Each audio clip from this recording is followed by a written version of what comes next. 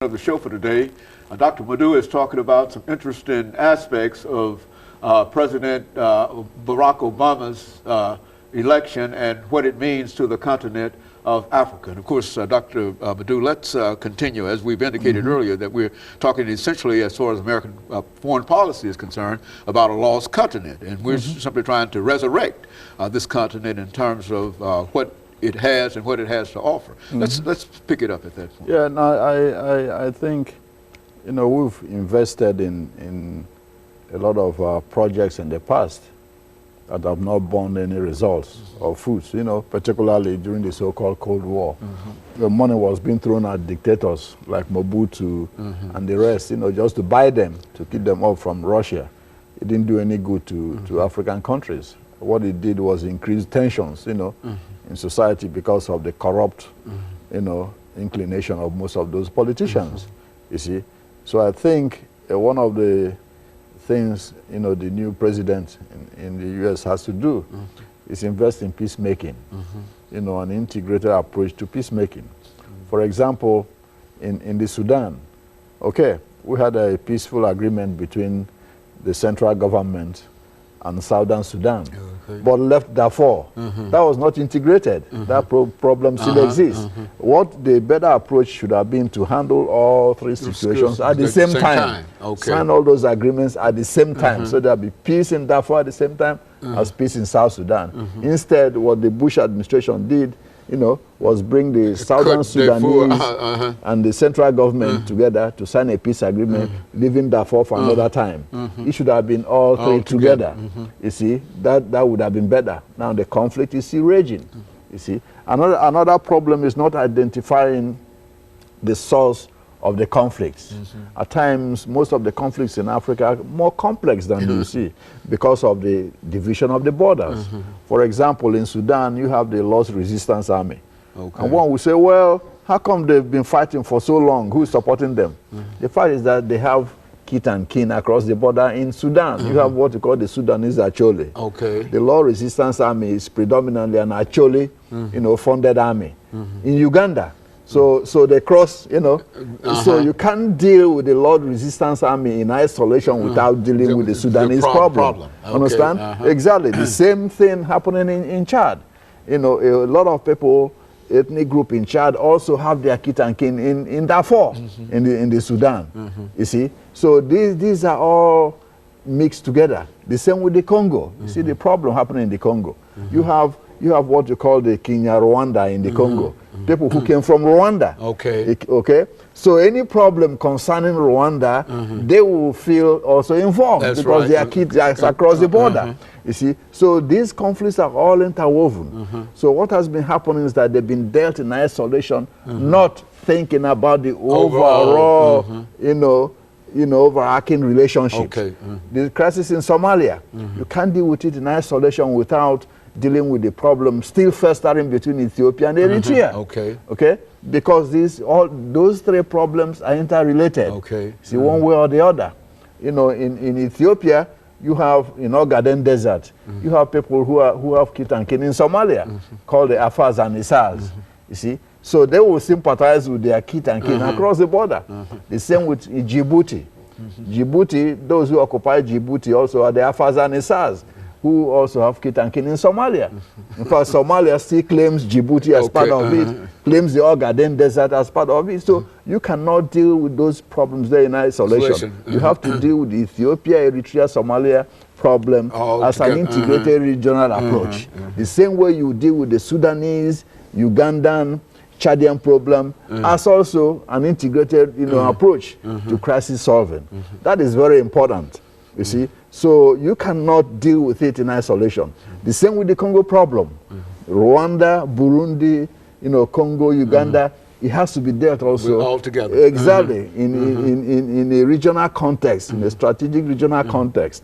See, because of the interlocking relationships across the borders. And you think that we are in a position, our policymakers would probably be in a position better than any Western European country to deal on a regional fashion with these countries simply because we've never been involved in these countries before, and we would not especially think to have had any kind of favoritism toward one or the other. Would that be as a colonial power? You know, the U.S. has not been a colonial power in Africa. Okay.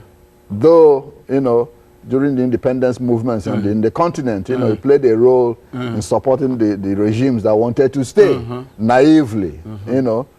So in that sense, we've been involved in Africa, but not, you know, as part of a colonial power. What we do. Very good. So in a way, we are more of an independent arbiter, more acceptable probably to some people than those who've been colonial powers before, who still have vested interest in what is happening in those countries. You know, for example, I know that, you know, a lot of the French-speaking countries always under pressure from France not to work with the United States because of what they feel, you know, is U.S. attempts to meddle in their spheres of influence. Exactly. When the West African Economic Community, ECOWAS, was being initiated by General Gowon in Nigeria in the early 70s. The French wanted to block it. Yeah, they kept, you know, telling the French countries, well, Nigeria wants to dominate you all. But not thinking these are all the same people who want to form a union for their own interests. And you are sitting in Paris telling them not to work with their own fellow brothers there. Exactly, that has been the problem. Even in the United Nations. Yeah, the French government pressures the French-speaking, you know, governments not to, you know, to cooperate. Cooperate in what is in the interest of the whole African continent because of the fear of you know, their economic interests. And so we have that great advantage of not having been a colonial power, and that we really have a clean slate, that we could even make a regional approach that would not be suspect, as it would probably be if one of the other countries were to make such an approach. Absolutely, and President Obama is better situated than any president in the world, and any past president of the United States to make an impact on the continent now, because people view him as a son of the continent, and now that's what he is. That's what he is. That's what he is, because he's directly linked to the continent, not indirectly. You know, his father, he didn't come over on a slave ship and look back, but that's correct. He's directly linked to it in blood, you know, because his father is from the Luo ethnic group and from what I understand, whenever he makes an appearance in Hawaii, in Africa, or whatever, lines are miles and miles long. Everybody trying to, as it was yesterday in Canada, people are simply trying to get out to see him. And so he has a lot of prestige in terms of trying to deal with this specific kind of problem. Is that what we're saying here? Precisely. You know, he's in a position to become a great transformational leader insofar as the continent of Africa is concerned. You know, you hear of the phrase trade, not aid. Well, you know, what the problem is that you cannot have trade when the partners are unequal, and that's been the problem. So when some of the Western countries are tired, you know, of helping African countries, you know, the past colonial powers, they say, well, trade, not aid. But they forget that most of the continent was devastated the way it is today economically because of their own policies. That's right. Of taking, you know, economic resources from Africa without paying for it. Right. Exactly. So when some of the countries in Africa start saying, well, we need a little help here and there, you know, even with our own crops. Also, they say, oh no, it's trade, not aid. Okay? Yeah, that's been a good excuse for not doing anything. Exactly. You can not fulfill the moral responsibilities that they should have. That's correct. And they impose high tariffs on African products, so they can even come in. Okay? You see, and flood the continent with cheaper things, you know.